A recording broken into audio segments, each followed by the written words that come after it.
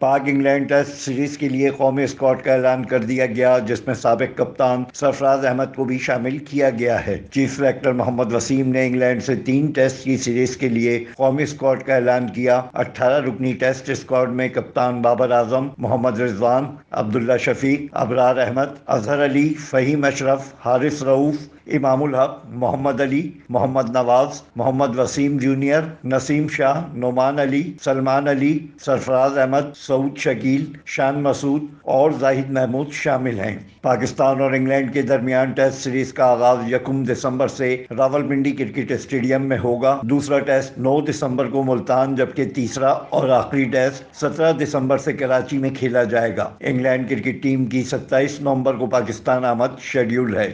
Afzal Khan, C110 news, Karachi. C110 news, خبر کی اصل خبر۔